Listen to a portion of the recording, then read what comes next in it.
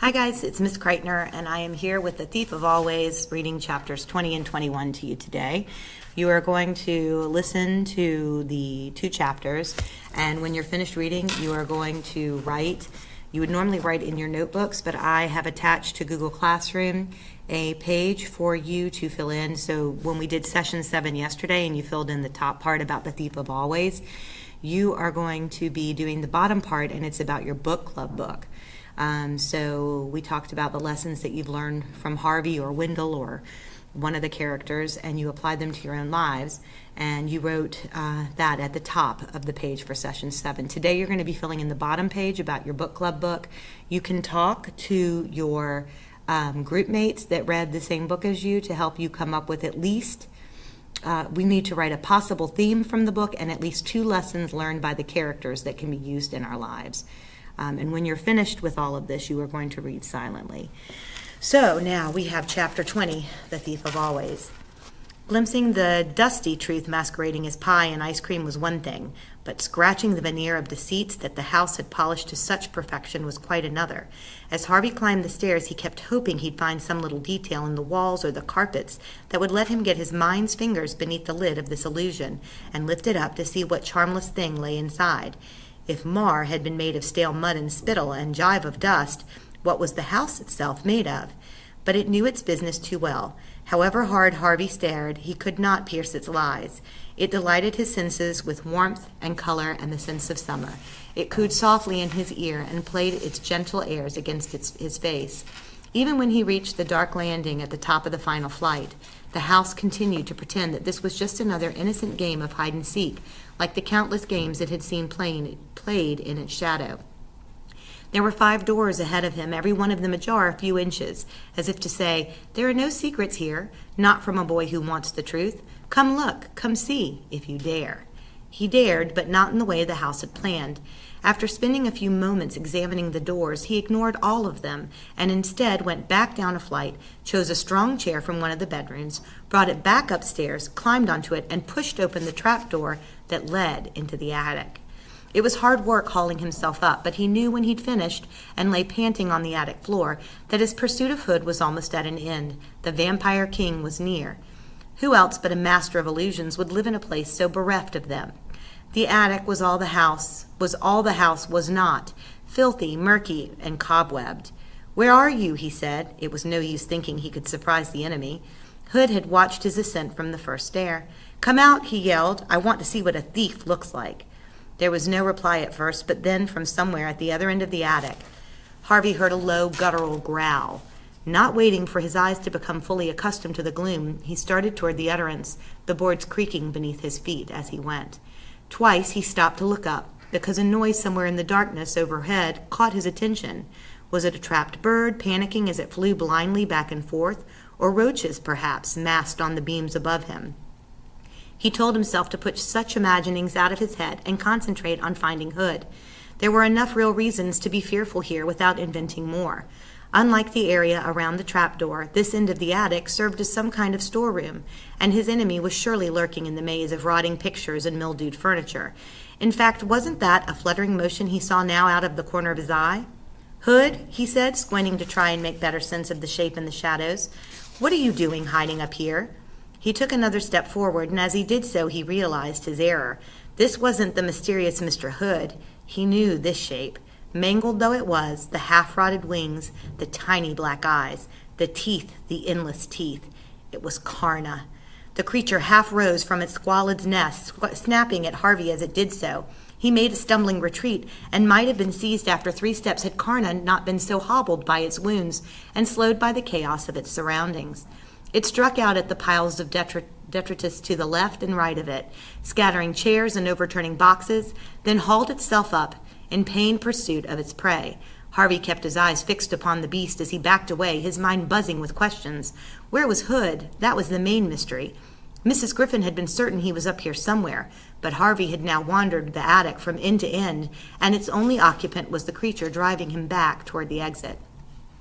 He chanced several glances into the shadows as he retreated in case he missed some figure hiding there. It was not a human form his eyes alighted upon, however. It was a globe the size of a tennis ball, glowing as though filled with starlight.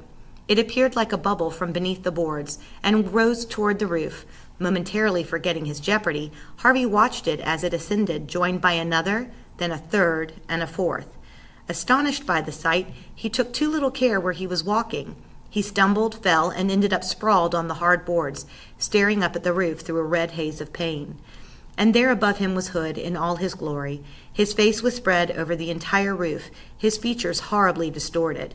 His eyes were dark pits gouged into the timbers. His nose was flared and flattened grotesquely, like the nose of an enormous bat. His mouth was a lipless slit that was surely 10 feet wide, from which issued a voice that was like the creaking of the doors and the howling of the chimneys and the rattling of the windows. "Child," he said, "you have brought pain into my paradise. Shame on you." "What pain?" Harvey shouted back. He was shuddering to his marrow, but he knew that this was no time to show his fear. He would deal in illusion the way the enemy did, pretending courage even if he didn't feel it. "I came to get what was mine, that's all," he said. Hood sucked one of the gleaming spheres into his mouth. Its light went out instantly. "Mara's dead," he said. "Jive is dead. Gone to muck and dust because of you."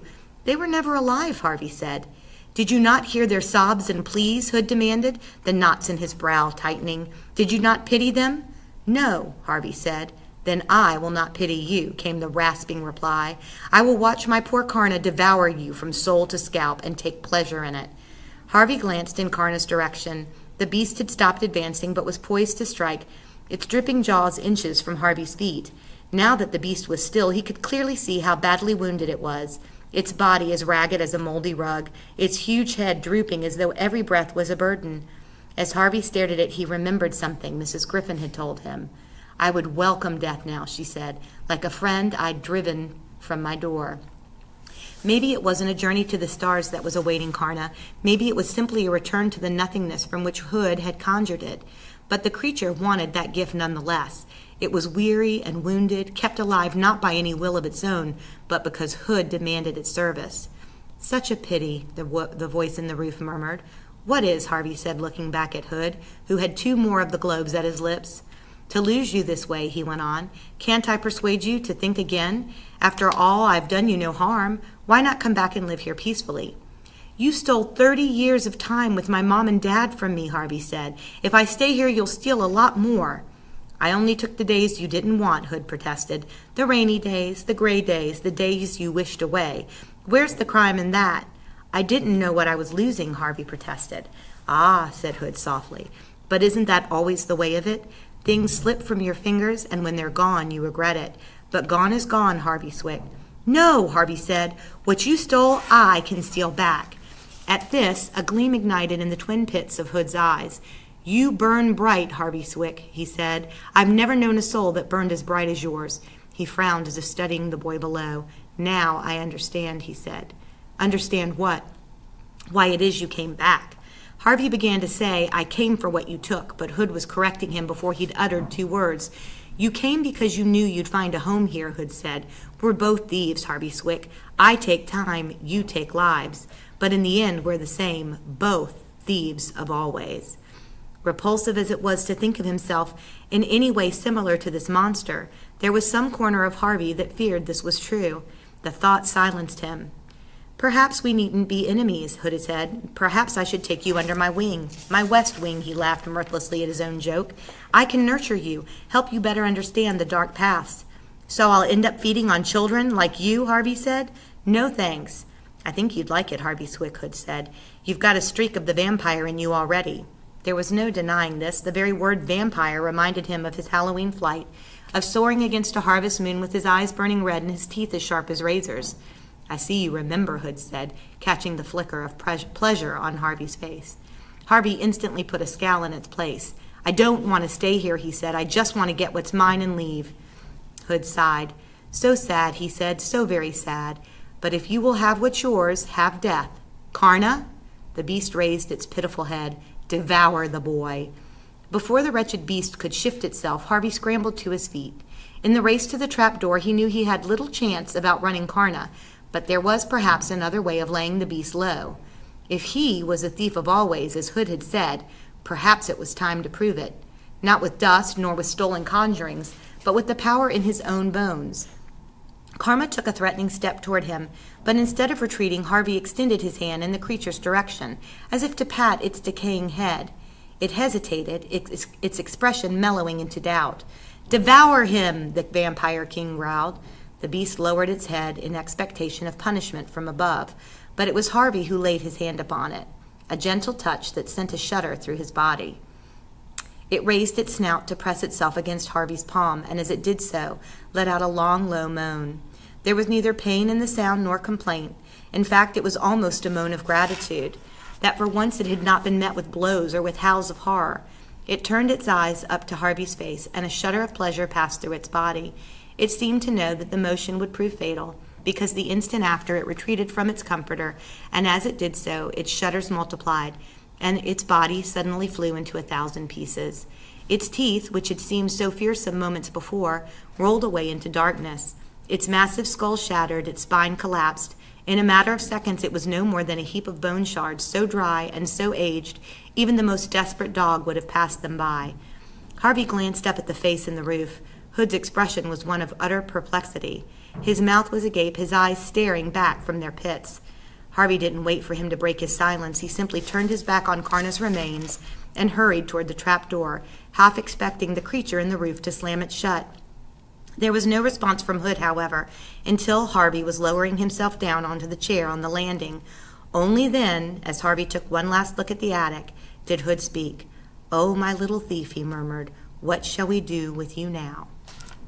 And now we are at chapter 21, and it's called Tricks and Temptations. "You've done well," said the smiling face awaiting him at the top of the stairs. "I'd wondered where you'd gone to," Harvey said to Rictus. "Always ready to serve," came the unctuous reply. "Really?" said Harvey, stepping down off the chair and approaching the creature. "Of course," said Rictus, "always." Now that he was closer to the man, Harvey saw the cracks in his veneer. He was plastering on a smile and smothering his words in butter and honey, but it was the sour smell of fear that oozed from his sickly skin. "You're afraid of me, aren't you?" Harvey said. "No, no," Rictus insisted. "I'm respectful, that's all. Mr. Hood thinks you're a bright boy. He's instructed me to offer you whatever you want to make you stay." He spread his arms. "The sky's the limits." "You know what I want? Anything but the years, thief. You can't have those. You won't even need them if you stay and become Mr. Hood's apprentice. You'll live forever just like him." He dabbed at the sweat beads. Shaka Massey, Amari Winfrey, Madison Treadway, Ariadna Nunez, Sophia Coppola to the front office of the bell ring. "You'll live forever just like him." He dabbled at the sweat beads on his upper lip with a yellowed handkerchief. "Think about it," he said. "You might be able to kill the likes of Karna or me, but you'll never hurt Hood. He's too old, too wise, too dead." "If I stayed," Harvey said. Rictus's grin spread. "Yes," he purred. "Would the children in the lake go free? Why bother about them?" "Because one of them was my friend," Harvey reminded him. "You're thinking of little Lulu, aren't you?" Rictus said. "Well, let me tell you, she's very happy down there. They all are." "No, they're not," Harvey raged. "The lake's foul and you know it." He took a step toward Rictus, who retreated as if in fear of his life, which he probably was. "How would you like it?" Harvey said, stabbing his finger in Rictus's direction, living in the cold and the dark. "You're right," said Rictus, raising his hands in surrender. "Whatever you say." "I say set them free now," Harvey replied, "and if you won't, then I will." He pushed Rictus aside and started down the stairs 2 at a time. He didn't have a clue what he was going to do when he got to the lake. Fish were fish, after all, even if they'd once been children. If he tried to take them out of the lake, they'd surely drown in the air, but he was determined to somehow save them from Hood. Rictus came after him down the flight, chattering like a clockwork salesman. "What do you want?" he said. "Just imagine it, and it's yours. How about your own motorcycle?" As he spoke, something gleamed on the landing below, and the sleekest motorcycle human eyes had ever seen rolled into view. "It's yours, my boy," Rictus said. "No thanks," Harvey said. "I don't blame you," Rictus said, kicking the motorcycle over as he sailed past it. "How about books? Do you like books?" Before Harvey could reply, the wall in front of him lifted like a great brick curtain, revealing shelf upon shelf of leather-bound volumes. "The masterpieces of the world," Rictus said, "from Aristotle to Zola. No?" "No," said Harvey, hurrying on. "There's got to be something you want," Rictus said. They were heading toward the final flight of stairs now, and Rictus knew he didn't have very long before his prey was out in the open air. You like dogs, Ricta said, as a litter of yapping pups scampered up the stairs. Pick one. Heck, have 'em all. Harvey was tempted, but he stepped over them and